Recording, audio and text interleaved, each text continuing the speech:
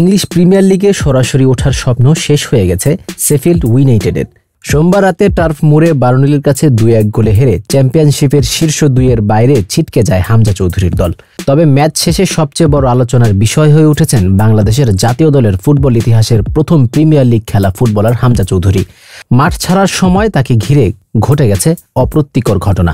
বার্নলির জয় নিশ্চিত হওয়ার পর হাজারো সমর্থক মাঠে ঢুকে পড়েন উল্লাস করতে। এ সময় হঠাৎ কয়েকজন দর্শক মাঠে থাকা শেফিল্ড খেলোয়াড়দের দিকে এগিয়ে আসেন। সেই তালিকায় ছিলেন হামজা চৌধুরীও। ক্যামেরায় দেখা যায় এক দর্শক তাকে উদ্দেশ্য করে কিছু বললে পাল্টা প্রতিক্রিয়া দেন হামজা। পরিস্থিতি উত্তপ্ত হয়ে ওঠে, এমনকি তাকে শারীরিকভাবে থামাতে বাধ্য হন নিরাপত্তা কর্মী ও ক্লাব কর্মকর্তারা। পরে পুলিশ এসে পরিস্থিতি নিয়ন্ত্রণে আনেন। প্রত্যক্ষদর্শীরা জানিয়েছেন হামজাকে শুধু কটূক্তি নয়, বর্ণ বৈষম্যমূলক মন্তব্য শুনতে হয়েছে।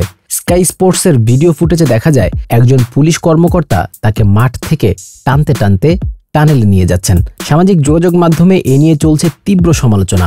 কেউ কেউ লিখেছেন বর্ণবাদের শিকার হয়েছেন হামজা। অনেক ভক্ত লিখেছেন ইসরায়েলের আগ্রাসনের বিপক্ষে সোচ্চার ছিলেন হামজা, এজন্য হামলা হয়েছে তার উপর। তবে কি নিয়ে ঝামেলাটা হয়েছে হামজা বা তার ক্লাব শেফিল্ড থেকে, এ নিয়ে কিছু এখনো পর্যন্ত জানানো হয়নি। ওয়াইল্ডার আরও বলেন, 40-50 জন উত্তেজিত দর্শক যখন আপনার দিকে দৌড়ে আসে এবং বাজে ভাষায় কিছু বলে বা কিছু করার চেষ্টা করে, তখন মাঠ ছাড়াটা খুব কঠিন হয়ে পড়ে। আমি নিশ্চিত এই দায় আমার ঘাড়ে চাপানো উচিত হবে না।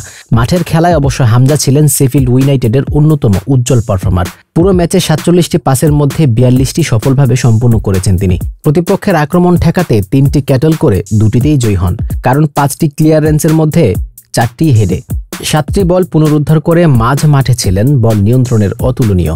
ম্যাচে বার্নলির হয়ে 2টি গোল করেন জোশ ব্রাউনহলি।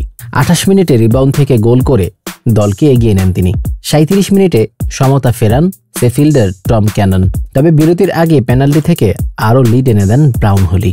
44টি ম্যাচ শেষে বার্নলি ও লিডস ইউনাইটেডের ইতিমধ্যেই 94 পয়েন্ট নিয়ে প্রিমিয়ার লিগে জায়গা নিশ্চিত করেছে।